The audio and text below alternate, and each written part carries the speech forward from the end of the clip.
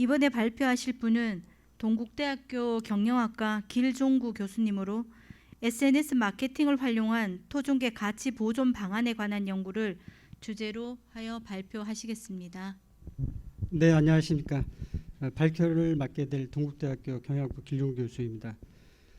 제가 오늘 발표할 주제는 우리나라 역사의 자랑이지만 그 멸종 위기에 놓인 토종계의 가치에 대한 지속적인 관심과 활용 방안을 모색하기 위해서 토종계 브랜드 캐릭터 개발을 통한 SNS 마케팅 방안에 대해 말씀드리고자 합니다. 오늘 발표 내용은 연구 배경을 시작으로 SNS 마케팅에 대한 이론적 고찰을 거쳐서 그리고 캐릭터 개발과 성공 및 실패 사례를 간단히 소개를 해드리고 이어서 토종계 캐릭터 개발에 대한 SNS 마케팅 전략 그리고 마무리해서 결과를 정리하도록 하겠습니다. 역사를 잊은 민족에게 미래는 없다. 네, 무겁습니다. 누구나 한 번쯤 들어본 단재 신채호 선생님께서 조선 상고사에서 하신 말씀입니다. 35년간 일제 강점기에서 일본은 식민지 침략을 정당화하기 위해 일상생활 전반에 걸쳐서 민족 말살 정책을 펼쳐왔습니다. 우리 역사의 자랑인 토종계 역시 일본의 희생물이었습니다. 토종계 보존을 명분으로 한 해 15만 마리 이상을 도살해서 가죽을 조달하는 등 우리 역사 지우기에 가진 횡포를 자행했는데 결국 진돗개를 제외하고 거의 멸종 위기에 처해 있고 우리 민족과 함께 동고동락해온 우리 역사의 자랑이자 우리가 지켜야 할 토종계는 혈통 보존과 관리를 위해 일부 학자와 단체에서만 많은 노력을 해오고 있는 실정입니다. 그나마 토종계 가치를 소중히 생각하시는 분들 덕분에 우리 역사의 일부인 토종계가 명맥을 유지하고 있습니다. 사실 늦은 감이 있지만 저 역시 저를 포함해서 우리 모두가 지속적인 관심을 갖고 보호해야 할 때라고 생각을 합니다. 그러므로 우리 국민이 우리 역사의 자랑인 토종계 가치를 생각하고 나아가 보존하고 지키기 위해서는 좀 더 적극적인 방식으로 접근해야 된다라고 생각을 합니다. 그 방법의 하나로 토종계와 친밀성을 높이고 활용하기 위해서는 캐릭터 개발을 통한 SNS와 같은 온라인 소통 채널을 활용할 필요가 있다라고 생각을 합니다. 따라서 본 연구는 캐릭터를 하나의 이미지 차별화 수단으로 활용을 해서 토종계 가치 보존을 위한 메시지를 전달하는 문제인식에서 시작을 했습니다. 토종계를 브랜드화하기 위해 캐릭터를 개발하고 이러한 캐릭터를 하나의 이미지 차별화 수단으로서 활용을 해서 토종계에 대한 일반인들의 호감도를 높이고 SNS 마케팅 전략을 추진하고자 하는 것입니다.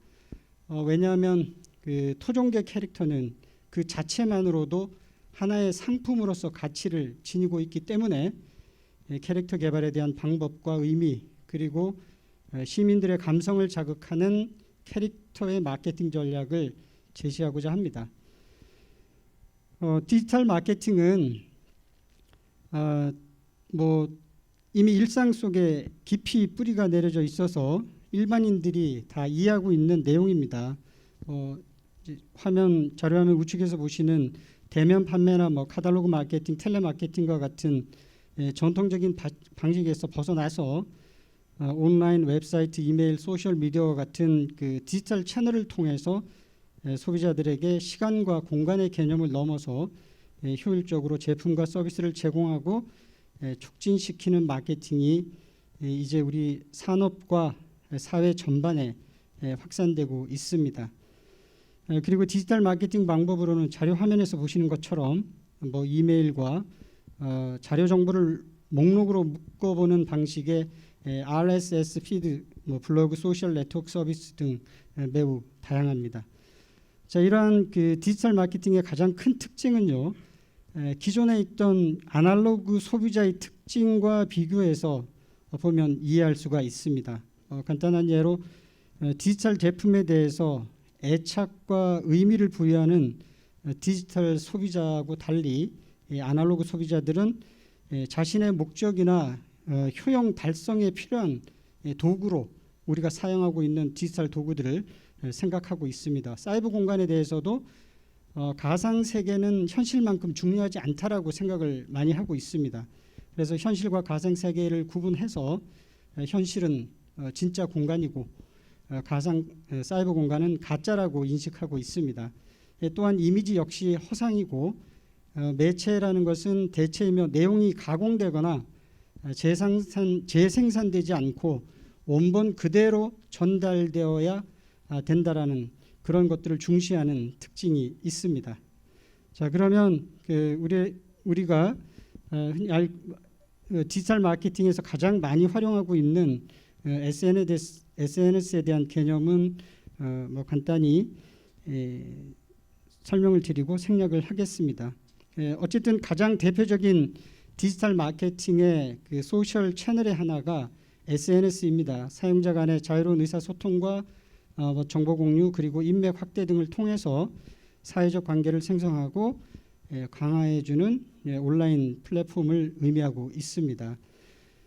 자, SNS 마케팅의 개념이나 뭐 특징에 대해서 다시 한번 정리를 해드리면 이러한 SNS 특성을 활용을 해서 페이스북이나 트위터, 블로그 등 다양한 SNS 채널을 활용해서 브랜드, 상품, 서비스, 기타 등에 대한 마케팅 활동을 하는 것이 SNS 마케팅이라고 할 수 있습니다.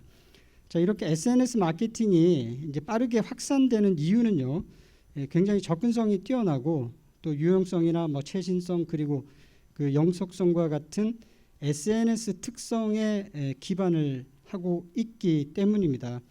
특히 SNS 마케팅은 고객과의 어떤 소통 창구라는 점에서 매우 매력적인 특징을 가지고 있고 상상 이상의 파급력을 보여줄 수 있다는 점에서 현재까지 제시된 마케팅 수단 중에 가장 매력적인 효과적인 방법이라고 할 수가 있겠습니다. 그러므로 SNS는 다양한 형태로 활용되고 있습니다. 뭐 카페, 클럽, 자료에서 보시는 것처럼 뭐 인터넷 동호회, 블로그, 미니 홈피, 뭐 활용 분야도 매우 다양합니다. 네. 자, 브랜드 마케팅과 캐릭터 마케팅에 대해서 간단히 말씀을 드리면 브랜드 이미지를 기반으로 한 마케팅 전략은요, 필수적인 문제로 인식되어 가고 있습니다. 경쟁 자체를 뛰어넘기 위해서 브랜드명이나 뭐 로고, 심볼, 뭐 캐릭터, 슬로건, 포장 등이 브랜드 요소로 활용되고 있고 그 중에서도 본 주제와 관련 있는 캐릭터는 브랜드 마케팅의 중요한 요소 중에 하나입니다. 캐릭터를 개발해서 캐릭터를 고객에게 인지시키고 캐릭터 비즈니스로 전개해 나가는 마케팅 활동을 통해서 브랜드에 대한 호의적인 반응을 이끌어내고 또 브랜드 이미지를 향상시키는 효과를 창출하게 됩니다. 자, 그러면 그 캐릭터와 브랜드의 관계에서 브랜드와 캐릭터를 결합해서 브랜드를 보다 강력하게 하는 시너지 효과를 얻고 있습니다. 캐릭터가 지닌 개성과 또 외형적인 특성, 또 유머, 소비자의 경험 등과 같이 캐릭터의 호감을 유발하는 여러 가지 요인들이 브랜드와 결합되면서 그 효과가 배가 되고 있습니다.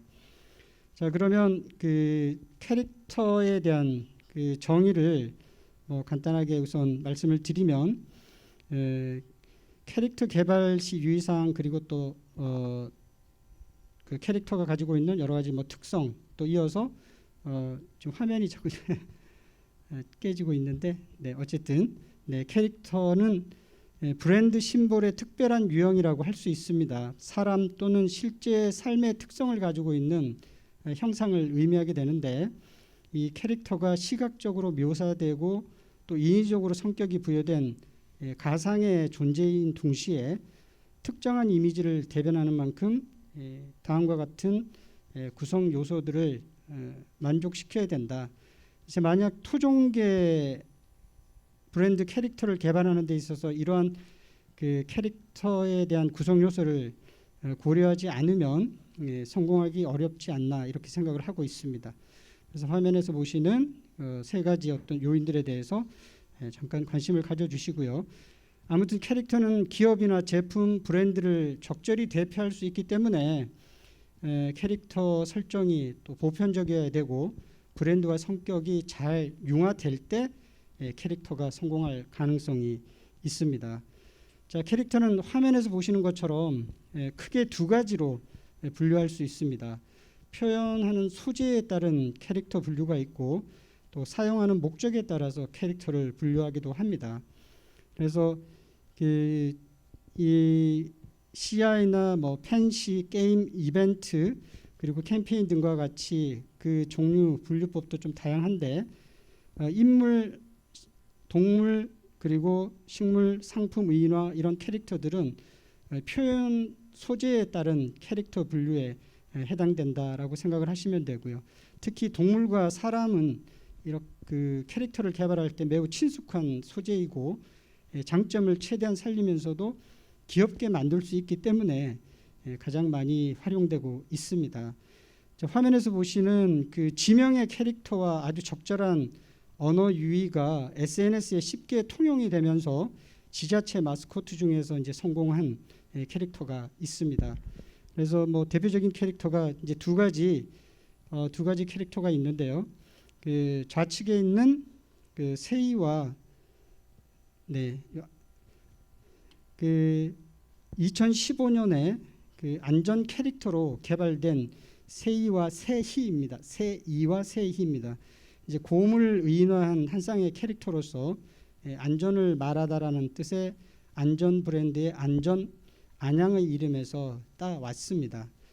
자, 다음은 그 눈에 보이지 않는 이념이나 뭐 가치 특정한 그 목적성과 같은 요소를 바탕으로 해서 제작된 기업 브랜드 이벤트 혹은 광고 프로모션 캠페인 팬시 시티 캐릭터 이런 것들이 있습니다.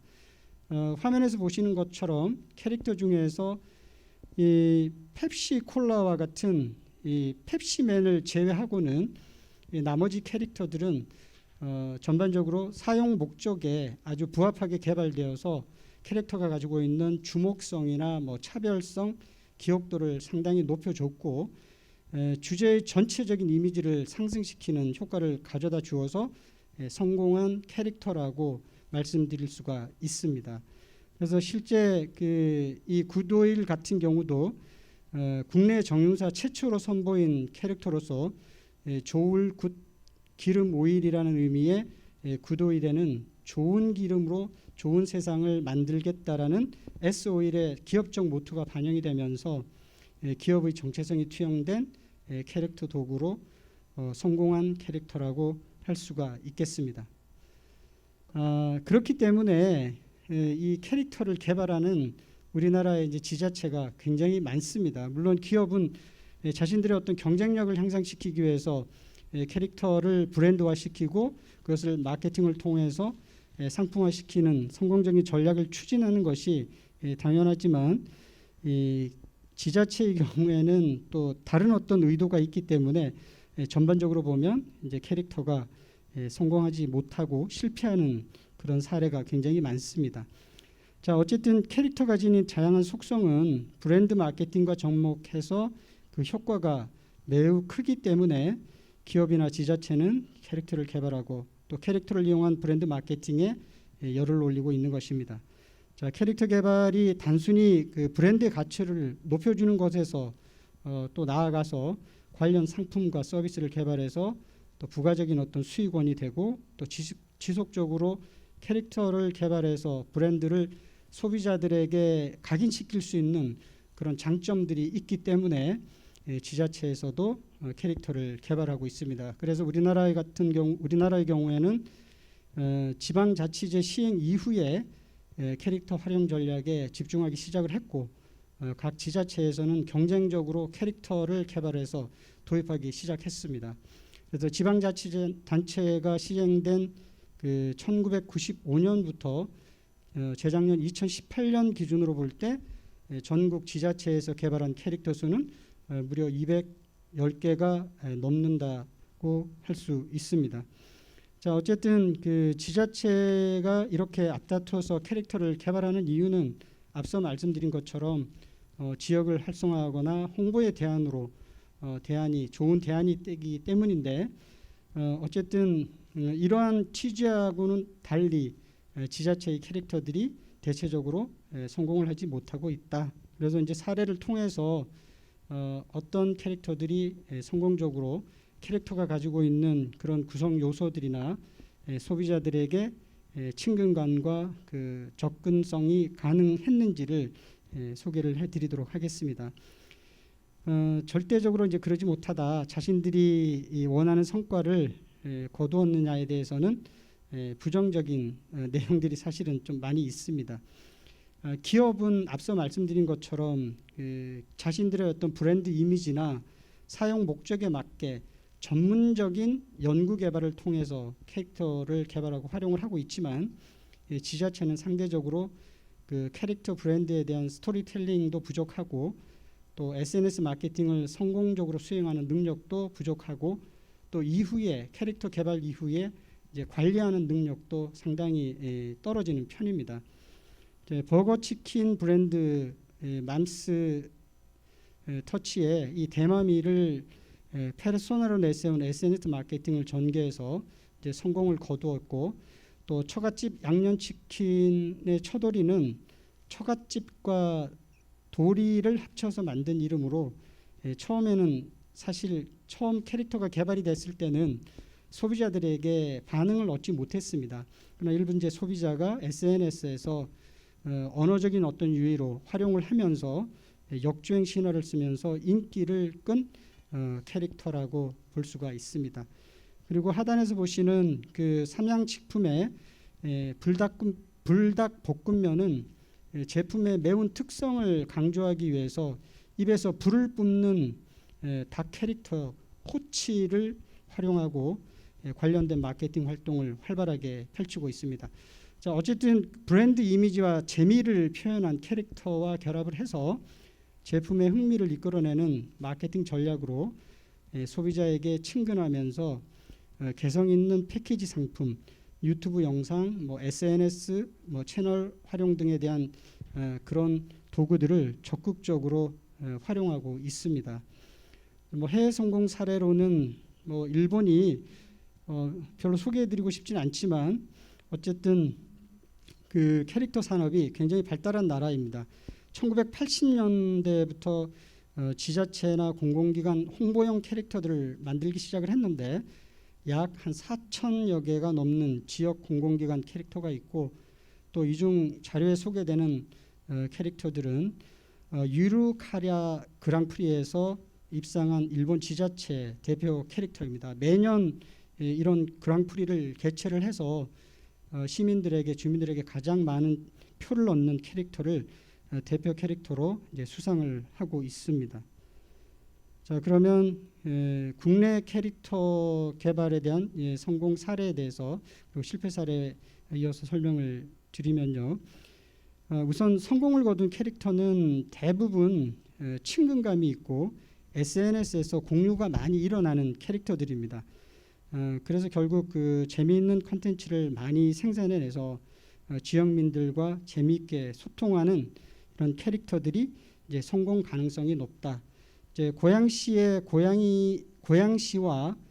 고양이 발음의 동일성을 이용을 해서 귀여움, 깜찍함을 내세운 그런 디자인, 그리고 SNS 활용으로 이제 성공을 거두었고, 실제 이 88 올림픽 당시 활용이 됐던 이 마스코트 호두리 같은 경우에는 거의 25년 전, 30년 가까이 되는 그 오래 전에 만들어진 캐릭터이지만 그 디자인 수준이 굉장히 질적으로 뛰어나고, 이제 호랑이가 가지고 있는 그런 무서움보다는 미소로 환대하는 친근한 이미지로 올림픽 이후로 활용이 되고 있지는 않지만 성공한 사례로 우리가 볼 수가 있습니다.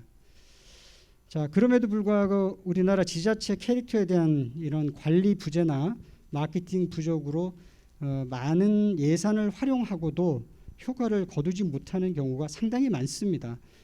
그래서 그 조화섭 한국콘텐츠진흥원 그 팀장은 지역 캐릭터는 만드는 과정부터 어떻게 접근해야 할지부터 고민을 해야 된다라고 이야기를 하고 있습니다. 그 대다수 지자체가 단체장이나 시청 입장에서 생각하는 경우가 많기 때문에 그 재미라는 대중들이 원하는 대중성보다 좀 교훈적이고 안내적인 캐릭터가 많이 만들어지기 일수이기 때문에 실패할 가능성이 높다라고 합니다. 그래서 지금 화면에서도 보시는 그 캐릭터들이 굉장히 유사합니다.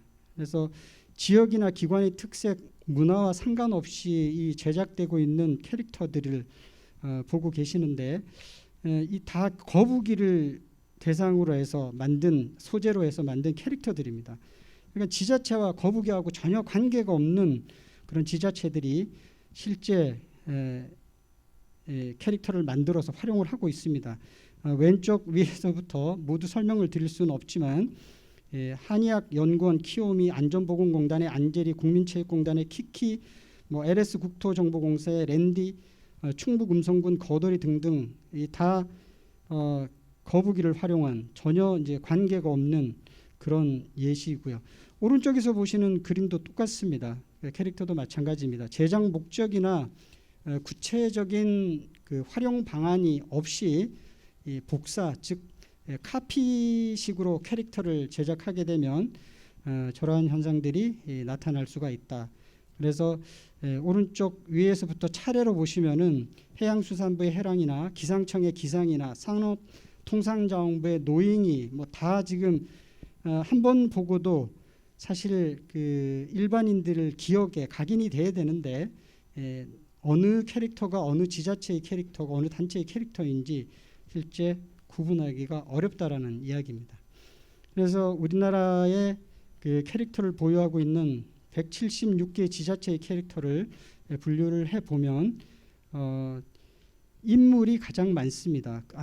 인물 물론 이제 동물과 식물을 합하면 66개인데 동물이 38개 그리고 식물이 28개 또 인위적으로 만든 게 이제 51개로 조사된 바가 있습니다. 그래서 지자체 캐릭터를 주제로 가장 많은 빈도수를 차지한 소재는 역시 동식물이 가장 많았고 다음에 역사적인 인물, 또 사람, 자연환경, 지역 이미지 순이었다 이렇게 볼 수가 있습니다. 아무래도 그 지역을 상징하는 인물이나 그 동식물, 자연환경은요 이 소재의 한계성이 있죠. 그래서 동일한 소재를 이용한 캐릭터를 사용하는 지자체가 앞서 보여드렸던 이제 거북이처럼 상당히 많을 수밖에 없다라는 겁니다. 그래서 비록 그 다른 소재를 사용하더라도 결국 대부분의 지자체마다 지향하는 목적이 유사하죠. 그 시를 홍보하는 어떤 그런 단순한 어떤 목적들, 결국 지역의 차별성을 부각시키지 못하고 있다라는 것이 우리나라 캐릭터의 현실이다. 이렇게 말씀드릴 수가 있습니다. 자, 그러면 그 오늘 주제의 가장 그 핵심이 되는 토종계 캐릭터 SNS 마케팅 전략에 대해서 설명을 드리고 결론을 짓도록 하겠습니다. 자, 그렇다면 토종계 브랜드를 캐릭터로 개발을 하고 확산시키기 위해서는 어떤 노력이 필요한지, 우리나라 토종계는 여기 계신 분들이 다 전문가이시기 때문에 생략하도록 하겠습니다. 네. 자, 토종계 캐릭터 개발 방향에 대해서 말씀을 드리겠습니다. 캐릭터 개발을 통해서 토종계 브랜드 가치를 지속적으로 확산시키기 위해서는요, 특히 두 가지 기본 방향을 토대로 캐릭터의 고유 특성을 반영을 해서 개발되어야 한다 이렇게 말씀드릴 수가 있습니다. 그래서 먼저 1세대 캐릭터에 대한 형태에서 이제 탈피하는 것이 굉장히 중요합니다. 1세대 캐릭터는요, 인물, 동물, 사실 그대로 표현하는 캐릭터들입니다. 그래서 과거의 캐릭터는 그런 소재를 중심으로 해서 사실적인 표현 기법을 활용을 해서 표현하는 의도가 사실상 명확하다라는 장점은 있지만 캐릭터가 지니고 있어야 되는 친근감이나 확장성이 부족하기 때문에 캐릭터의 다양한 표정과 동작 디자인 개발에 중점을 두고 감정을 폭넓게 표현하는 인위적인 형태의 제2세대 캐릭터 개발에 초점을 맞춰야 된다라는 것입니다. 그래서 앞서도 여러 차례 말씀을 드렸지만 우리나라 지자체들의 캐릭터가 콘텐츠 기반의 1세대 캐릭터 형태가 많기 때문에 최근 또 소비자의 캐릭터 이용 형태와 비교를 했을 때 활용성이 자연스럽게 떨어질 수밖에 없다라고 말씀드릴 수가 있습니다. 그래서 두 번째는 독특한 스토리 창조나 제작과 관련된 형태를 고려해서 개발되어야 된다라고 말씀을 드릴 수 있습니다. 캐릭터 스토리의 독창성, 매력성, 친근성, 신뢰성, 유사성 등을 반영을 해서 개발되어야 하는데 지금 화면에서 보시면은 지금 이 캐릭터는요 성공한 캐릭터라고 보는데 화려한 외국산 캐릭터하고 달리 한국의 정서를 담아 제작한 콩콩이입니다. 그래서 까만 콩알이 박힌 듯한 소박한 눈, 그리고 약간 그을린 피부, 앙증맞은 큰 머리와 뽀시시한 볼, 양갈래로 딴 머리와 까만 고무신에 한국적인 미가 담겨져서 좋은 반응을 일으키고 있다. 그리고 지금 세 번째 있는 그 메리츠 화제의 걱정 인형 캐릭터 역시 여러분들께서도 많이 접하신 캐릭터인데 광고에서 브랜드 인지도를 높이는데 아주 결정적인 역할을 했다라고 말씀드릴 수가 있습니다. 그래서 이러한 그 캐릭터의 성공 사례들을 벤치마킹해서 대중적 선호도를 반영해서 이제 표현하도록 하는 것이 이제 굉장히 중요하다라고 말씀을 드릴 수가 있습니다. 그래서 친근함과 단순함을 속성 이런 단순화라는 친근함 그리고 단순화의 속성을 잘 디자인을 해서 캐릭터를 개발을 해야 된다. 다시 한번 말씀을 드리겠지만 친근감을 얻기 위해서는요 디자인 이외에도 소비자에게 지속적으로 반복된 노출이 필요한데 이를 위해서는 역시 모바일과 연계한 다양한 상품 제작 또 캐릭터를 다각화하는 연계 사업의 추진이 필요하다 그렇게 말씀드릴 수가 있습니다. 자, 토종계 캐릭터 개발 및 그 상품 프로세스에 대해서는 간단히 말씀드리면 모든 프로세스는 전문적인 개발 업체가 담당해야 된다 그 이야기입니다. 자, 그러면 앞서 소개해드린 캐릭터 개발과 SNS 마케팅 방법을 토대로 DBR에서 분석한 2020년 1월입니다. 1월 자료에서 EBS 펭수 캐릭터의 성공 요인과 향후 과제라는 자료를 참고로 이 토종계 캐릭터 개발의 성공 전략을 정리를 하면 네 가지로 압축할 수가 있습니다. 첫 번째는 앞서도 말씀드렸지만 2세대 캐릭터 개발에 집중할 필요가 있다. 뚜렷한 윤곽선이 없는 디자인을 확대하거나 축소해도 느낌의 변화가 없어야 되고요. 캐릭터 표현을 용이하게 하고 또 선호도를 높이기 위해서 친근함이나 단순화와 같은 속성을 잘 반영을 해서 캐릭터를 접하는 사람들에게 긴장감을 풀어주고 무방비 상태로 만드는 모호한 연출이 사실 필요하다. 그리고 두 번째는 토종계 브랜드의 정체성을 담은 스토리텔링을 개발하는 것입니다. 브랜드의 정체성을 담고 있는 그 시각적 요소 중에 하나가 토종계의 역사와 우리 고유의 포근함 그리고 언제나 변하지 않는 충직함 이런 특징과 의미를 잘 담아내서 토종계 고유 아이덴티티를 구축하는 것이 필요하다라는 것입니다. 그리고 세 번째는 다양한 SNS 마케팅을 활용하는 것입니다.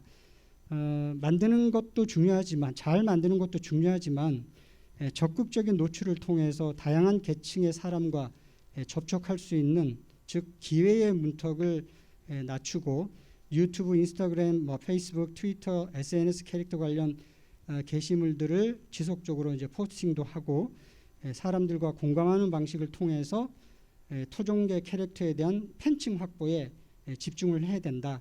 그리고 네 번째 마지막으로 새로운 콘텐츠 개발을 위해서 지속적인 노력을 해야 된다라는 것입니다. 트렌드에 맞춰서 색상과 디자인 그리고 일부 변화를 좀 시도해 가면서 새로운 콘텐츠를 꾸준히 개발하고 노출시키고 또 각종 이벤트와 프로모션을 통해서 브랜드 존재감을 과시해 나갈 필요가 있다라는 것입니다.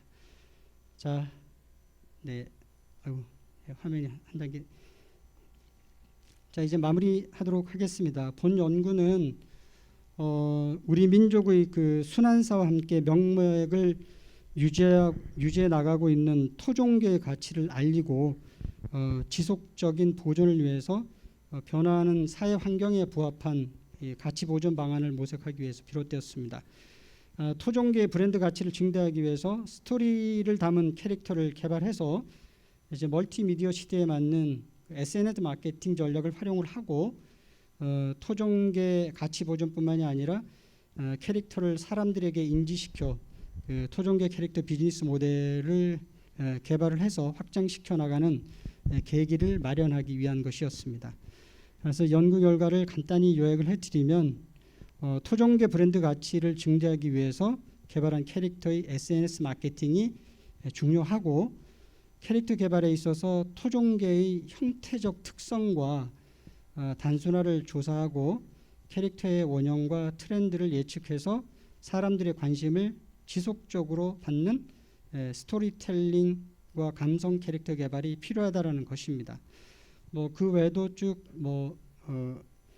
정리해서 소개가 됐지만 이제 마지막으로 토종계 캐릭터는 브랜드 이미지를 증대시키고 사람들과 효과적인 그 커뮤니케이션을 위해서 개발되고 활용되어야 한다라는 것입니다.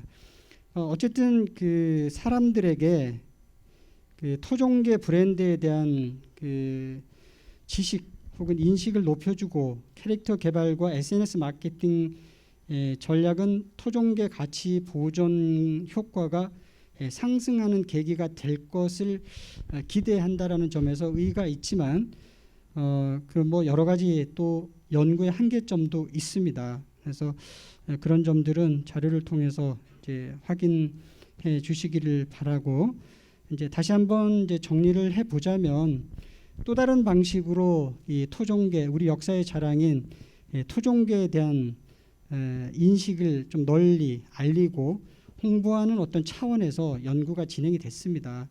그래서 앞서도 서두에서도 말씀을 드렸지만 역사를 잊은 민족에게는 미래가 없다는 그 단재 신채호 선생의 말씀처럼 토종계는 우리 역사가 소중히 지켜야 할 유산이고 우리 역사의 자랑입니다. 그래서 본 주제 연구는 그 토종계 브랜드 가치를 높이는 캐릭터 개발과 SNS 마케팅 전략에 대한 연구지만 이러한 연구조차도 토종계 가치에 대한 인식을 하는 소중히 생각하는 인식하는 계기가 된다면 가치가 있다고 생각을 합니다. 일본이 지우려고 했던 토종계의 역사 우리 민족과 함께 동고동락을 해온 우리 역사의 자랑이고 우리가 지켜야 할 토종계는 일부 학자와 단체에서 혈통 보존 관리 노력 덕분에 또 명맥을 유지하고 있습니다. 자, 아무튼 늦은 감은 있지만 이제 우리 모두가 다양한 방식으로 지속적인 관심을 갖고 보호해야 할 때가 아닌가 이렇게 생각을 하고 있습니다. 자, 이것으로 발표를 마치겠습니다. 끝까지 들어주셔서 감사합니다. 가치 보존을 위한 알림뿐만 아니라 시민들의 감성을 자극하고 동경의에 대한 커뮤니케이션을 위하여 SNS 활동은 필요를 넘어서 SNS가 일상화되어 있는 현대 사회에서는 그 하루빨리 연구 개발할 필요가 있는 것으로 압니다. 다만 연구 발표에서도 보았듯이 실패 사례와 성공 사례를 잘 짚어 동경의 알림과 소통의 역할뿐만 아니라 부가가치 창출도 되어야 하겠습니다. 마지막으로 경주문화원 향토문화연구소 최민희 연구원께서 조선왕조실록에 나타난 토종계에 대하여 발표하시겠습니다. 예, 안녕하십니까. 경주문화원 향토문화연구소 최민희라고 합니다. 자, 저는 2018년도에 우리나라 고대 사서인 삼국사기와 삼국유사에 나타나는 계에 관한 기록들을 정리를 했고요. 지난해 2019년도에는 중세인 전반기인 고려사에 나타나는 계에 관한 기록들을 정리를 했습니다. 그래서 올해는 거기에 이어서 조선조에 들어와서 조선왕조실록에 나타나는 계와 관련된 기록들을 정리를 했습니다. 앞에서 보셨던 발표 내용들하고는 조금 차이 나는 점이 제가 지금 말씀드리고자 하는 이 내용들은 초점이 연구에 초점이 맞춰져 있는 것이 아니고 자료를 정리하는 데 초점이 맞춰져 있다는 점에서 조금 차이가 있다는 점을 미리 말씀을 드리고 동시에 양해를 구합니다.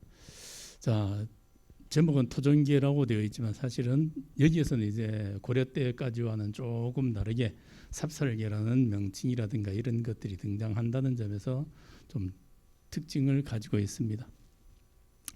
발표 순서는 방금 말씀드렸던 것처럼 재작년과 작년에 발표했던 내용을 잠깐 같은 맥락에서 짚어볼 필요가 있기 때문에 잠깐 말씀을 드리고 난 다음에 오늘 말씀드리려고 하는 조선왕조실록의 내용들을 살펴보도록 하겠습니다. 자, 우리가 보통 이제 사전을 찾으면은 계에 관한 내용은 이렇게 표현이 되어 있습니다. 그러나 실제로 작년까지 또 올해 역시 마찬가지입니다. 실제로 조선왕조실록까지의 연구에서는 이렇게 견이 어떻고 구와 술이 어떻고 이렇게 또 기나 교 같은 경우에는 나타나지를 않습니다. 나중에 개인 문집이나 이런 곳에서는 조금 나타날지 모르겠지만 현재까지는 제대로 나타나지 않는다는 점. 그다음에 또 하나는 이제 밑에 있는 것처럼 용도에 따라서 사냥개는 전견이라고 표현을 하고 집 지키는 개는 폐견, 그다음에 잡아먹기 위한 개는 식견이다 일반적으로 이렇게 표현을 하고 있다고 하는데 실제로 사서에서는 이렇게 구분되어서 거의 나타나지 않는 문제점도 또 사실은 갖고 있습니다. 자, 그다음에 이제 백과사전 같은 데도 역시 마찬가지고요. 어떤 분이 이렇게 오는 어떻고 방은 어떻고 이렇게 표현을 하고 있습니다만은 이따가 설명에서 나올 겁니다. 오가 실제로는 큰 개입니다. 사척되는 개를 오라고 표현을 하고 있기 때문에 거기에도 조금 차이는 있습니다.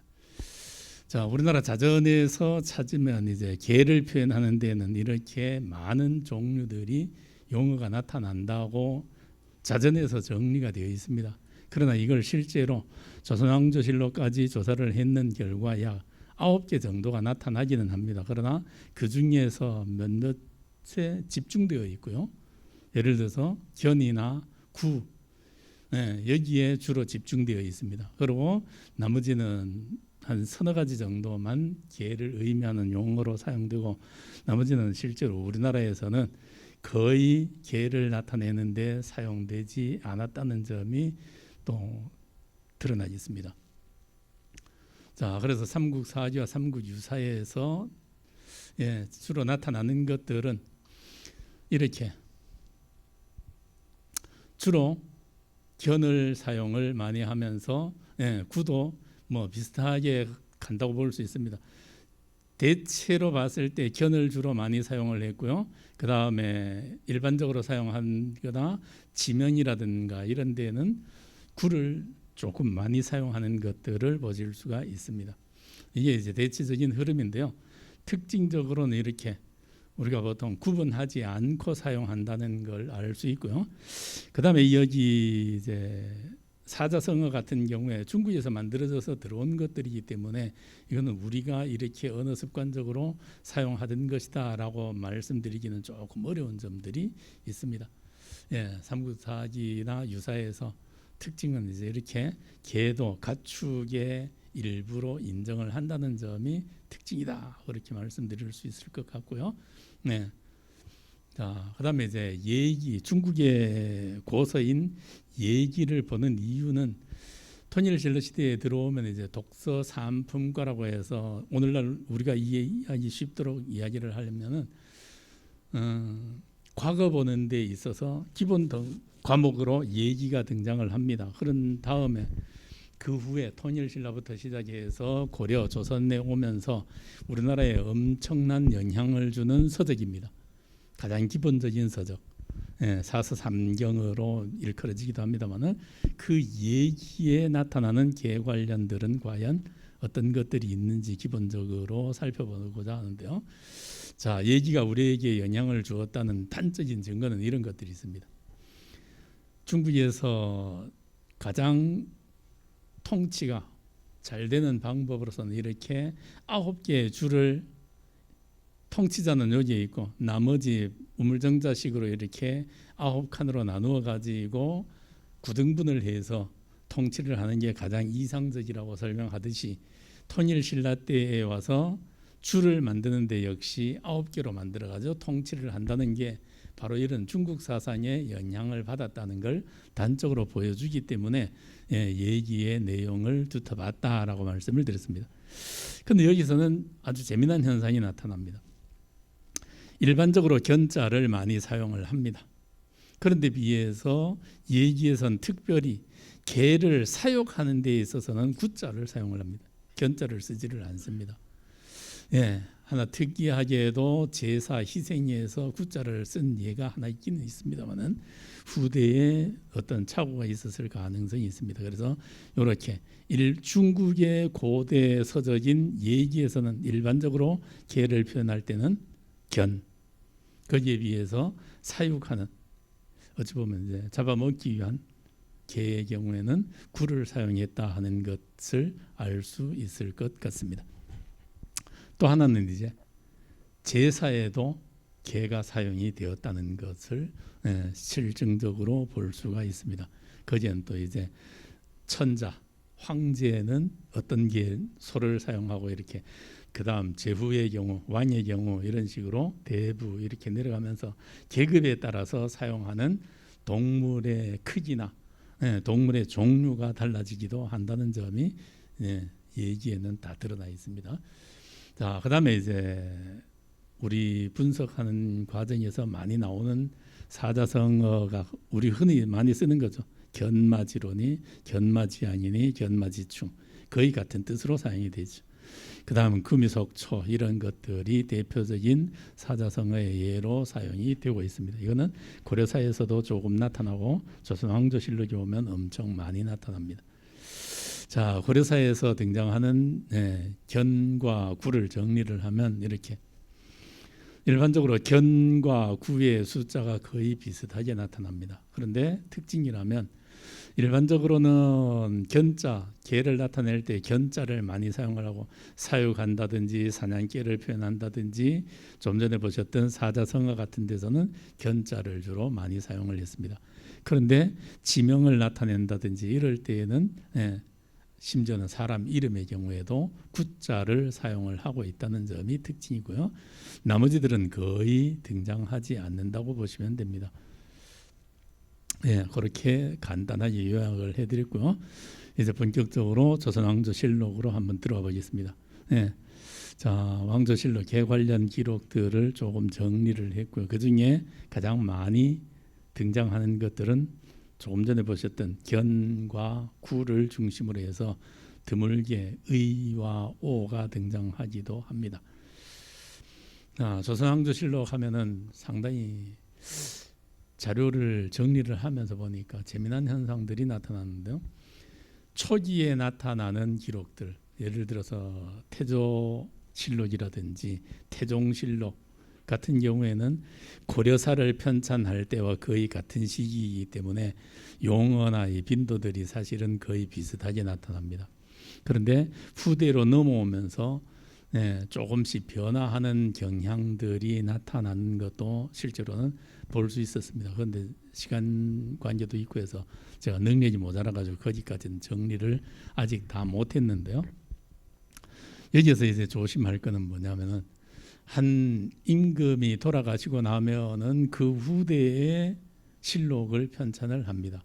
그런데 편찬하면서 입장에 따라 가지고 바뀌는 경우도 있습니다. 예를 들어서 이제 연산군 일기를 편찬을 했다가 그 후에 이제 다시 다른 쪽으로 이제 조금 내용을 바꾸려고 하는 시도를 한다든지, 가장 대표적인 게 광해군 일기 같은 경우에도 이제 쫓아내고 난 다음에 작성을 하기는 했지만 내용이 어떤 당색을 가지는 입장에서 정리하느냐에 따라서 조금씩 차이가 날 수도 있다는 걸 염두에 두시고, 특히 고종실록이나 순종실록이 지금 편찬되어는 있습니다. 그런데 문제는 거기에 보면 오류도 좀 있는데요. 그건 누가 편찬했느냐? 조선왕조를 이었는 것이 바로 조선 총독부이기 때문에 조선 총독부에서 편찬을 하다 보니까 실제 그 당시에 있었던 기록인 승정원 일기 같은 경우에는 칼로 오려내는 부분들이 굉장히 많습니다. 자기네들에게 불리한 부분은 칼로 오려내버렸거든요. 그런 입장에서 실록을 편찬했기 때문에 고종실록이나 순종실록의 경우에는 사실 참고할 때는 그런 점도 염두에 두고 조심해서 자료를 사용해야 할 필요들이 있습니다. 자, 어쨌든 조선시대를 대표하는 공식 기록은 조선 왕조실록이기 때문에 이걸 중심으로 해서 가능하다면 이제 다음에 또 다른 내용을 조금 더 해보고는 싶습니다만, 자, 왕조실록이 엄청나게 방대한 분량이기 때문에 그걸 다 뒤질 수는 없어가지고 국사편찬위원회에서 인터넷으로 제공되는 자료를 이용했다는 걸 우선 밝혀드리고요. 자, 여기에 나오는 숫자들을 잠깐 보시면 앞에 고려사에서도 비슷하죠. 개견자가 가장 많이 사용이 되고 있고, 그 다음에 개구자가 두 가지가 거의 대부분을 차지합니다. 그 다음에 조금 많이 등장하는 것이 오자라든지 아니면은 여기에서 의자가 있는데요. 의자의 경우에는 이따 분석해서 보여드리겠습니다만은 이 많은 숫자 중에서 대부분의 경우에는 뭘로 등장하느냐? 개와는 전혀 관계없이 감탄사로 등장을 합니다. 아라든지 뭐 이런 감탄을 의미하는 용어로 사용되다 보니까 숫자가 많아졌다 하는 점을 먼저 말씀을 드리겠습니다. 그러면서 이 지금 검출되는 기사의 내용은 한 3,000개밖에 안 되지만 A4로 내용을 정리를 하다 보니까 5,000쪽이 넘는 아주 방대한 분량이 되어가지고 나중에 논문집을 어떻게 정리를 해서 넘겨드려야 될지 사실은 고민이 좀 많이 되고 있습니다. 자, 전체적인 흐름에서는 고려사에서 사용되던 것하고 비슷하죠. 주로 견자나 구자가 주로 많이 사용이 된다는 점에서 별 차이가 없을 것 같고요. 그 다음에 의자는 감탄사로 좀 많이 사용이 된다고 말씀을 드렸습니다. 자, 견자가 이렇게 쭉 나타나는데 검출수가 여기에 있습니다. 여기서 미리 말씀드릴 것은 옆에 있는 숫자를 합치면 이 숫자보다 많아집니다. 왜 그러냐? 하나의 기사 내에 개와 관련되는 내용도 있고, 예를 들어서 개와는 전혀 관련 없이 다른 뭐 지명이라든지 인명이라든지 이런 게 같이 들어있을 경우에는 따로따로 숫자를 헤아리다 보니까 이렇게 조금 숫자상에는 차이점이 있습니다. 자, 어쨌든 견자의 경우에는 일반적인 개를 표현할 때 가장 많이 사용이 되고 있습니다. 그 다음에 앞에서 보셨던 것과 같이 사자성어라든지 이런 데서도 많이 사용이 되고요. 그 다음에 지명에도 조금 사용은 되고 있습니다. 거기에 비해서 구자의 경우에는 비율적으로 봤을 때는 사자성어 같이 이렇게 어떤 틀의 내에서 만들어지는 용어처럼 많이 사용된다는 걸 말씀드릴 수 있을 것 같고요. 지금 이 숫자상으로 봐서는 지명이나 인명, 기타 명칭에서 별로 견자보다는 많지 않다라고 보실 수 있겠습니다만은 다양성 면에서는 엄청 많습니다. 그 내용은 뒤에 넘어가서 조금 더 설명을 드리도록 하겠습니다. 그 다음 많이 사용되는 의자의 경우에는 아까 설명드렸던 것처럼 감탄을 나타내는 데 주로 사용이 된다는 말씀을 드렸고요. 그 다음에 오자의 경우에도 이거는 우리나라 개가 아니고 사실은 중국에서 중국 여족이 이제 관련되어 가지고 나타나는 고사성어와 관련되어 가지고 서경에서 등장하는 내용 때문에 왕조실록에서 이제 경연이라든지 이런 데서 많이 언급되어 가지고 여기에 숫자상으로는 많습니다. 그런데 실제로는 우리나라 개하고는 조금 거리가 있는 그런 부분이 있습니다. 그러나 지명에서 이렇게 많이 등장하는 것은 고려사에서 등장하던 오수역이라고 하는 저쪽 남원 쪽에 있는 지금도 오수면인가 이렇게 남아 있는데요. 그 용어가 조선 내에 이렇게 많이 등장하기 때문에 지명은 사실은 그거 하나입니다. 오수와 관련된 오수도, 오수역, 오수역참 하나인데 숫자상으로는 좀 많아졌습니다. 자, 나머지의 경우에는 이제 개를 직접 의미하는 경우에는 제, 경우도 있기는 있지만은 대부분의 경우에는 다른 용도로 많이 사용이 되고 있다는 점을 말씀을 드립니다. 그러니까 조선왕조실록 조선 시대에 와서도 결국은 뭐냐, 견과 구가 주로 개와 관련되어서 사용이 되었다라고 말씀을 드릴 수 있습니다.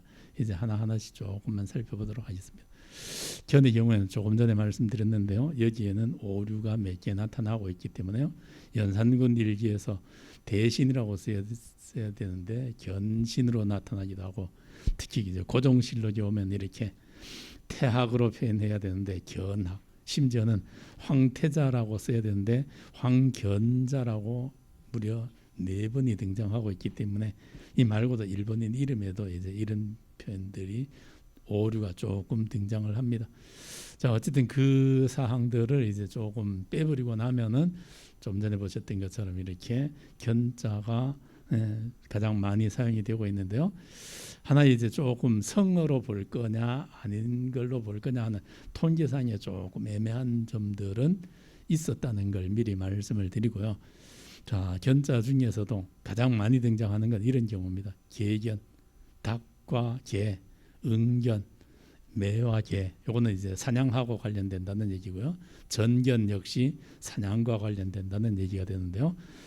자, 개와 돼지 할 때 견돈으로 표시되는 경우도 있고 견시로 표현되는 경우도 있는데, 뭐 동물 전공하시는 분들은 돈과 시가 좀 다르다고 이야기를 합니다. 우리는 그냥 똑같은 돼지라고 생각을 하고 있는데 뭐 조금 다르답니다. 어쨌든 그래서 뒤집어 가지고 돈견으로 표현하는 경우도 있고, 그 다음에 견양이나 견마 이런 식으로 성어로 표현되는 경우들도 많이 있습니다. 그런가 하면 이제 가끔씩 몇 곳에서 견육, 계곡이라는 표현들이 등장을 하기도 합니다. 그래서 조선 시대에도 가끔씩 계곡이 식용어로 사용되는 그런 관련 표시들도 나타나고 있었습니다. 자, 여기 나오는 내용들은 앞에서 나왔던 사자성어에서 대부분 나왔던 것들이고요. 견마지성, 임금님께 충성을 다한다는 얘기죠. 견마지년 하는 것은 신하가 나이가 들어서 이런 걸 표현할 때 이렇게 표현을 합니다. 임금에 대해서 신하의 나를 낮추어서 표현하는 게 이제 견마에 비유를 해서 표현을 합니다. 그러니까 이 경우에는 개로 취급해가지고 될 일이 아니고 성어로 분류를 해주는 겁니다. 그 다음에 견하 상입하는 것, 개 이빨이 삐죽삐죽하니까 이제 지형이 어느, 예를 들어서 경주와 영천 지형이 어느 부분은 쑥 들어가고 어느 부분은 쑥 빠져나오고 이렇게 들쭉날쭉하게 되어 있을 때, 그거보다는 사실은 월경지라고 해서 건너뛰어서 존재하는 땅들도 있습니다. 이런 경우를 표현할 때 이제 견하상입이라는 용어를 사용을 하고 있습니다. 그런가 하면 임금이 이제 너무 노는 걸 좋아하고 사냥만 좋아할 때 응견지완이라는 용어를 사용해서 너무 매 갖고 놀고 사냥개 갖고 노는 거 즐기지 마십시오라는 경계의 진언을 드리고 할 때 이런 용어들을 많이 사용을 하고 있습니다.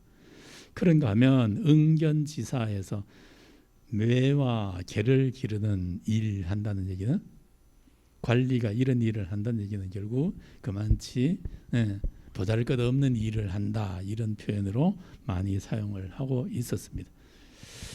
자, 그런 내용들이 주로 사용이 되고요. 그 다음에 또 하나는 이제 중국하고 고사하고 관련되는 이야기. 아까 뒤에 나오는 여오, 오의 경우에도 마찬가지였습니다만은 견융이라고 해서 중국 서쪽 변방에 있던 섬서성인가 거기에 있던 지금은 한족으로 이제 통합됐습니다만은, 그래서 중국을 많이 괴롭힌 강인한 민족의 대표적인 예로서 이제 견융, 견자 붙였다는 얘기는 그만치 그 종족을 중국인들이 낮추어서 표현을 한 거죠.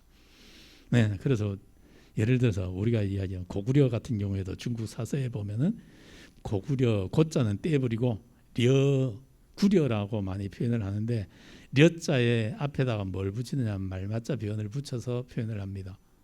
그러니까 동물로 비하시켜 가지고 표현을 하는 거죠.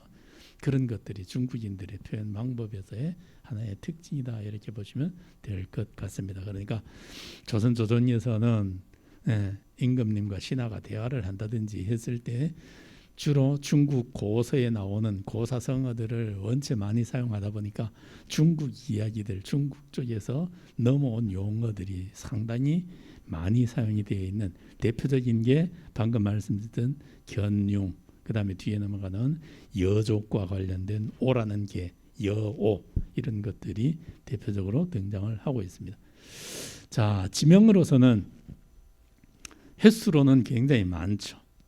개수로는 상당히 많습니다. 그런데 단순합니다. 견항이라는 곳과 견탄이라고 하는 곳 두 곳밖에 없습니다. 견자부터 나오는 지명은 그만치 아주 단순합니다.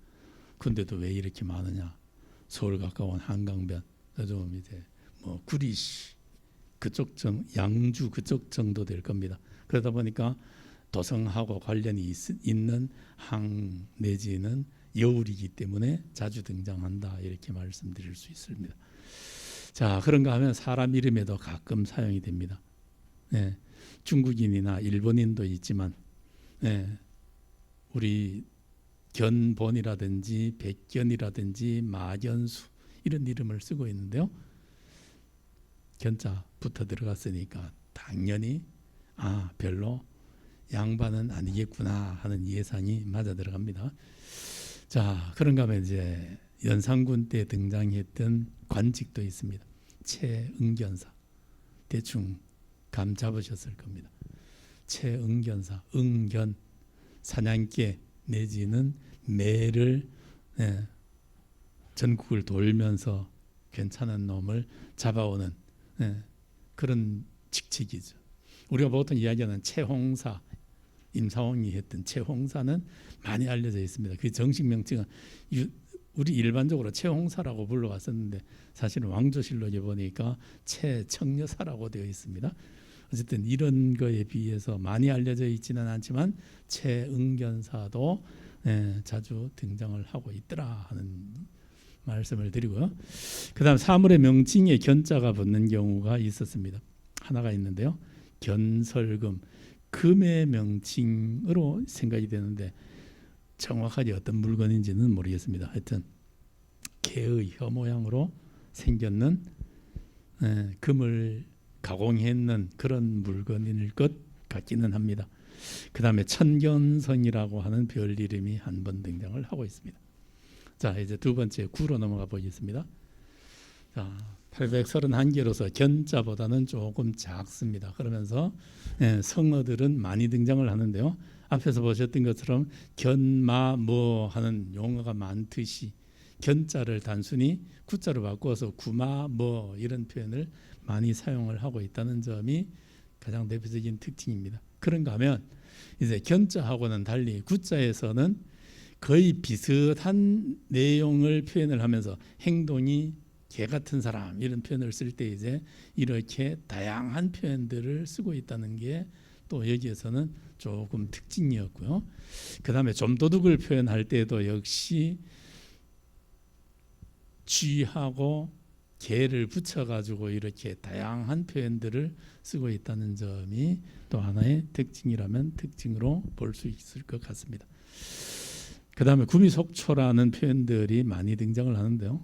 원래 중국에서 이제 고관들의 머리 장식으로 담비꼬리를 사용을 했는데 이게 모자라니까 개꼬리를 대신 사용을 한다. 그러니까 수요는 많은데 그걸 미처 충당을 못할 때 아니면 이런 직급에 해당되는 낮은 직급. 그래서 대표적인 예로서 이제 너무나 관직을 남발한다는 용어로서 구미속초를 대표적으로 많이 들어서 이야기를 하고 있습니다. 성어의 경우는 이렇게 아주 다양한 형태의 표현들을 쓰고 있었다 하는 말씀을 드릴 수 있을 것 같습니다.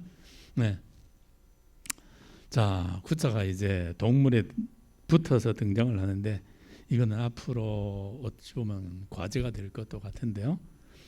지금 아까 보셨던 인터넷상에서 제공되는 자료의 번역문을 보면 아마 그게 세종대왕 사업회에서 번역했는 것을 사용했을 가능성이 있는데 아직 확인은 못했습니다.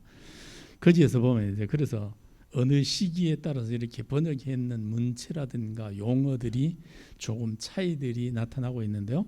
자, 밀구하면 담비라고 표현을 합니다. 근데 달구 같은 경우에는 어떤 데서는 수달로 표현되어 있고 어떤 데서는 물개로 표현되어 있기도 하기 때문에 이거는 이제 동물을 전공하는 분들이 또 조금 수고를 해 주셔야 될 그런 부분들에 해당이 됩니다. 물론 이제 넓게 보면 한자에서는 이제 의미 같으면은 상호 바꾸어서 사용을 하기도 합니다.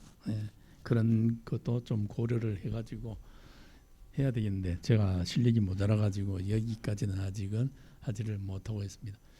자, 구자가 붙는 지명의 경우에 아까 견자의 경우에는 견항과 견탄 두 가지밖에 없었는데요. 구자가 붙는 경우는 이렇게 엄청 많아집니다. 구산성이라든가 구수도, 구도, 구사리, 구산, 구야, 구동, 그다음에 구준봉 이런 것들 다양하게 지명이 등장한다는 것을 보실 수가 있고요. 자, 외국이 또 구자 붙었는 외국들도 이렇게 등장을 합니다. 이건 아마 중국에서 붙였는 이름이기 때문에 견자에서 설명드렸던 것처럼 중국의 입장에서는 변방이기 때문에 낮추어 가지고 똑같은 용어라도 가능하면 이제 개구자를 붙여서 표현을 했을 가능성이 있습니다. 자, 사람 이름의 경우에도 조금 등장을 하는데요. 중국인은 빼고 내국인으로서 진아우라든지 아니면 소구라든지 미구라든지 승구아라든지 이런 명칭들이 사람 이름으로 등장을 하고 있었습니다. 그 다음에 음악 악곡명으로도 구자 붙은 것이 있고요. 그런가 하면 물건 이름에도 구자 붙은 것들이 제법 많이 등장을 합니다. 여기 아까는 견자 붙은 금이 나왔었는데 견설 금, 여기에서는 구설은으로 또 등장을 하고 있습니다. 금에는 견자를 붙였고 은에는 구자를 붙여놨습니다. 자, 그다음에 이제 호구피, 숫구피, 그다음에 구피. 구피는 굉장히 많이 등장을 합니다. 이 함경도 쪽에 근무하던 군인들의 동복으로 지급되는 것이 여기에서 개껍질, 개가죽을 사용한 옷이었기 때문에 여기에서 이렇게 많이 등장을 하는 이유 중에 하나이고요. 그러다 보니까 이제 여기와 관련된 개를 잡는 구도지인이라는 용어도 한번 등장을 하고요. 그 다음에 이 구피를 다루는 사람들의 뭐 개조직 모임 같은 것이 있었던 모양입니다. 그래서 구피계라는 용어도 등장을 하더라 이렇게 말씀을 드릴 수 있습니다. 그런가 하면 약품으로 구담즙 뭐겠습니까? 곰슬개, 웅담처럼 개슬개인 것 같습니다. 그 다음에 가장 많이 등장하는 건 이제 삼국사기나 고려사에 많이 등장했었던 천구, 별똥별입니다. 천구가 11번 등장을 하는데요. 그 다음에 구국성이라는 것도 한 번 등장을 합니다. 이걸 보면 앞에서 천견성이 한 번 딱 나왔었는데 그는 천구를 아마 천견으로 표현했을 가능성도 있지 않을까라고 생각을 해봤습니다. 그 다음에 세 번째 이제 의자가 등장을 하는데요. 아까 말씀드렸던 것처럼 엄청 많은 숫자죠. 그런데 고려사에서 감탄사로 감탄의 의미로 많이 사용되었던 것처럼 조선 시대에도 역시 그렇게 감탄의 의미로 주로 사용이 되는데요. 관직에 나왔는 사람 가운데 두 사람, 이의라는 사람과 이운의라는 사람이 의자를 사용한 이름을 쓰고 있는 걸 보면 조선 시대에는 의자가 개라는 의미로 안 좋은 의미로 전혀 생각하지 않았던 것 같습니다. 관직에 진출한 사람의 이름이 이의, 이운의 이런 사람들이 있었습니다. 자, 그런가 하면 다양한 것 중에 이제 중국의 한 무제인가요? 의란대에서 태어났기 때문에 그 고사성어 때문에 조선에서도 이제 의란이라는 명칭이 많이 사용이 되고 있었고요. 그 다음에 시전에 나오는 의차장이라는 편명도 등장을 하고 있었고요. 의여곡이라고 하는 악곡명도 등장을 하고 있습니다. 그래서 의자는 이렇게 개와는 좀 동떨어진 다양한 형태로 등장을 하더라라는 말씀을 드렸고요.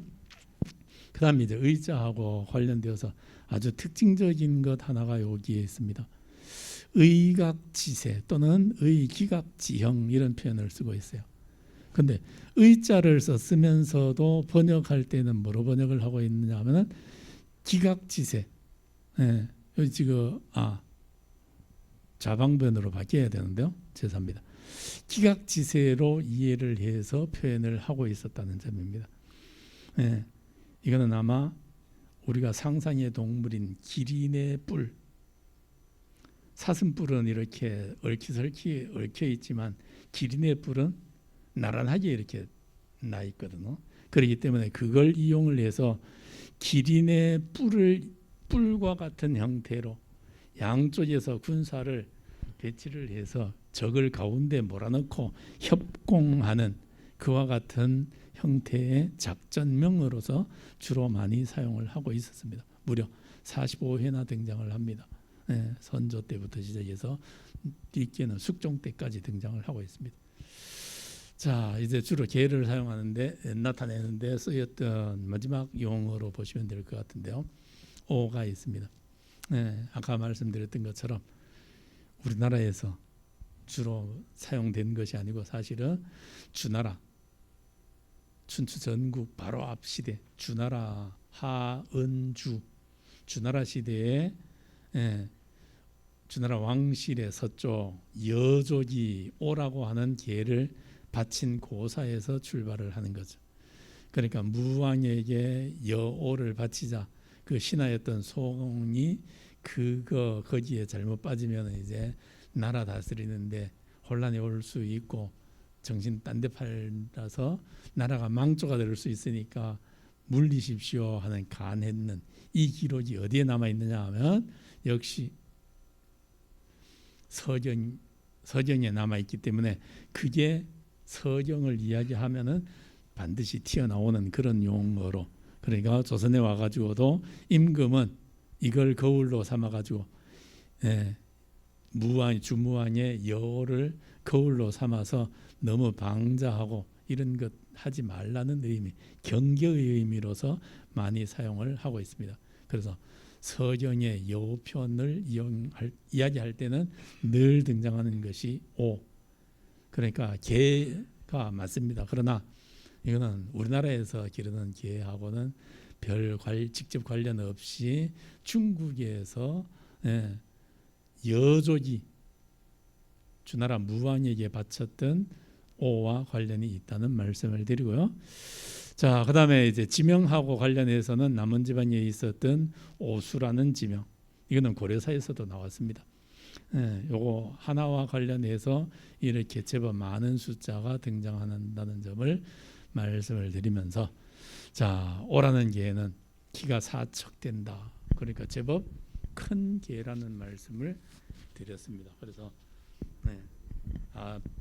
백과사전에서 이제 작은 개를 표현한다라는 말은 조금 문제가 있는 것 같고요. 어쨌든 왕조실록을 보면 우리나라에서도 오라는 개를 사육하고 있는 사람들이 몇몇 있었던 것으로 기록이 나옵니다. 자, 그다음에 이제 제자라든지 이런 것들은 등장을 하긴 하는데 직접 개를 표현하는 것은 잘 없고요. 이제 뭐 별로 안 좋은 사나운 개를 표현한다든지 그럴 때는 제견 이런 식으로 제구 이런 식으로 표현하는 것이 아니면 미친 개 그다음에 날뛰는 모습 이런 식으로 주로 표현하는데 사용이 된다는 말씀을 드렸고요. 그다음에 은자 역시 비슷하게 이렇게 나타납니다. 개를 직접 의미하는 것은 없고 지명에 아니면은 드물게는 이렇게 사람 이름에도 사용이 되었습니다. 자, 근데 또 하나 재미난 것은 이제 몽골 병사를 표현을 하는데 은병이라는 용어를 사용을 하고 있었습니다. 그래서 여기에 조금 특이하다라는 말씀을 드릴 수 있을 것 같은데, 자, 그다음에 여자의 경우에는 번역문에서는 전부 원숭이로 번역을 하고 있기 때문에 내력은 정확하게는 제가 알 수 없습니다. 그다음에 갈자의 경우에는 뭐 사납다 이런 의미로 그냥 사용이 되고 개하고는 전혀 관련이 없었습니다. 예, 갈 역시 마찬가지인데 이거는 사냥렵자도 되는데 이제 이때는 수렵한다, 철렵, 수렵하는 엽으로 많이 사용이 되고 있습니다. 네. 자, 그럼 이제 끝으로 견자와 후자는 지금까지 계속 말씀드렸던 것처럼 고려 이전부터 시작해서 계속 같이 사용되고 있었다. 예, 상호 고사성어 같은 데 보면 같이 이렇게 오가면서 사용이 되고 있습니다. 그런데 조선왕조실록에 와서 보면 이제 조선시대에 들어오면 어느 정도 약간은 뭔가 뉘앙스적으로 구분이 되는 듯한 그런 부분들이 없지 않아 있다는 말씀을 드릴 수 있는데요. 우선 이제 같이 사용되는 게 개견 같은 경우에는 개구로 표현되기도 하고 견마의 경우에는 구마로 표현되기도 하고 이렇게 상호 같이 사용이 되기는 합니다. 그러나 자, 견시, 구, 돈 시자는 견자에 붙어서만 사용이 돼요. 이 개구자를 써가지고 구시라는 용어는 등장하지를 않습니다. 여기도 역시 마찬가지 구돈이라는 표현을 쓰고 있는데 견돈이라는 표현은 거의 등장하지를 않습니다. 그런 점에서 뉘앙스적인 어떤 차이점이 있는 것 같다 하는 걸 볼 수가 있고요. 역시 쥐와 붙어서 구서 또는 서구로 표현하기는 하지만 견서라는 표현은 나타나지를 않더라는 얘기죠. 그 다음에 천견성이 한 번 등장할 뿐이고 대부분의 경우에는 천구성으로 표현이 되어 있는 걸 봤을 때 아마 물론 이제 확인은 못 오류인지는 정확하게 알 수는 없습니다만은 어쨌든 천구성이 자주 등장하는 것을 보면 주로 많이 사용하고요. 그 다음에 개를 구분할 때에도 견자가 붙은 경우에는 대견, 소견 이런 정도밖에 사용이 안 됩니다. 자, 그러기에 비해서 구자의 경우에는 엄청 다양하게 나타납니다. 대구, 소구뿐만 아니고 흑구, 백구, 청백구, 담황세구, 담흑세구, 백서구, 대구와 이런 식으로 아주 다양한 표현들이 등장한다는 점에서 조금 흥미로운 점이 있었고요. 그 다음에 몽골에서 들어온 개라고 해서 특별히 달달자구라는 표현을 써가지고 용어가 등장을 합니다. 조선에서 사육을 했는 것으로 기록이 되어 있습니다. 그러니까 우리가 일반적으로 이야기하는 구 종류하고 여기에서 이야기하는 몽골에서 들어온 개는 조선인들이 구분해서 표현했구나 하는 것들을 발견할 수 있었습니다. 그 다음에 이제 삽살개를 이렇게 표현을 했어요. 사르, 개. 이 왕조실록에서 한번 딱 등장을 합니다. 그러니까 아이고, 오리지널로 선조실록 선조 36년조 기사에서 이렇게 삽사을견 여기에 삽살개입니다. 자, 그런가 하면 이제 번역문을 찾으면은 영구의 경우나 방구의 경우 삽살개라고 번역을 한 경우는 있었습니다. 어쨌든 조금 관심을 가질 수 있는 부분이라고 생각되어서 그 다음에 저는 이제 단위에 조금 관심을 갖고 있는데요. 사람을 표현할 때에도 공부를 하다 보면 인으로 표현하는 경우도 있고 원으로 표현, 원자를 붙이는 경우, 그런데 명자를 쓰는 경우는 거의 나타나지를 않습니다. 사람을 몇 명, 우리는 보통 몇 명 이렇게 표현하는데, 그런데 우리 원래 부를 때 뭐라고 부릅니까? 인원수 이렇게 부르죠. 인원수, 인이 붙는, 그 다음에 원자가 붙는 명자는 거의 사용을 하지 않는 그런 현상 때문에 조금 관심을 가졌는데, 역시 아니나 다를까 견 450, 구 152 이렇게 단위를 쓰지 않는 경우가 제법 등장을 많이 합니다. 단위를 안 썼어요. 그런데 비해서 이렇게 척자를 단위로 사용하는 경우, 그 다음에 구자를 사용하는 경우, 필자를 사용하는 경우, 개자를 사용하는 경우, 장자를 사용하는 경우, 두자를 사용하는 경우, 여기에서 개자와 여기에서 개자는 또 달라졌죠. 이렇게 개를 표현하는데 단위가 상당히 여러 종류가 등장을 하고 있습니다. 예, 그런 걸 보면 또 이게 어떤 차이가 있을까 하는데 조금 관심을 가질 필요도 있지 않을까. 그러니까 왕조실록에 보면 돌연변이 개가 샴 개가 등장하는 그런 표현들도 상당히 많이 나옵니다. 앞으로 이제 조금 분석을 해가지고 연구를 하면 그것도 괜찮은 자료가 되리라고 생각을 합니다. 그다음에 이제 몇 개의 일화가 있었는데 개 관련 일화 하나만 소개를 드리고, 별로 알려져 있지 않기 때문에요. 이순인이라는 사람이 개와 관련해서 정렬을 하사를 받습니다. 효자로. 자, 이순인이 임진왜란 때에 어머니를 모시고 선효암이라는 곳에 피란을 갔는데 적이 갑자기 나타나자 자신의 몸으로 감싸가지고 어머니를 보호해서 목숨을 부지를 했습니다. 그러니까 이제 사람들이 칭송을 한 거죠. 독립 주민들이 칭송을 했는데 그 후에도 이제 어머니 효성이 얼마나 지극했든지 집에서 개 2마리를 기르고 있었는데 이 개들이 산에 가가지고 노루나 꽁을 어떤 때는 물어오기도 하고, 아니면 이제 옷을 물고 가면 이제 따라가가지고 보면 꽁이나 노루를 잡을 수 있는 그런 기회를 만들어주기도 했다. 그래서 이것이 기화가 되어가지고 숙종 10년에 이순인이라는 사람에게 효자라는 정렬을 내렸다 하는 기록이 왕조실록에 남아 있습니다. 자, 이제 잡다하게 여러 가지를 말씀을 드렸습니다만은 이상으로 발표를 마치도록 하겠습니다. 고맙습니다.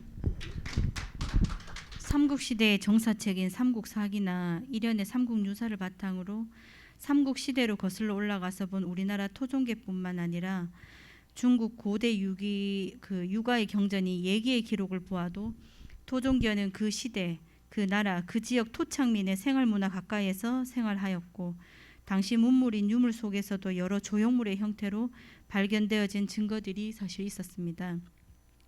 조선 왕조실록에서도 마찬가지로 그 시대적 배경에 따른 역할과 의미만 다를 뿐 서로 교감하고 생활 전반에 깊이 관여한 것을 알 수 있었는데요. 그만큼 토종계라 함은 그 나라의 정서와 역사를 대변하고 있는 바로 우리의 얼굴이고 우리의 모습이 아닐까 생각해 봅니다. 감사합니다.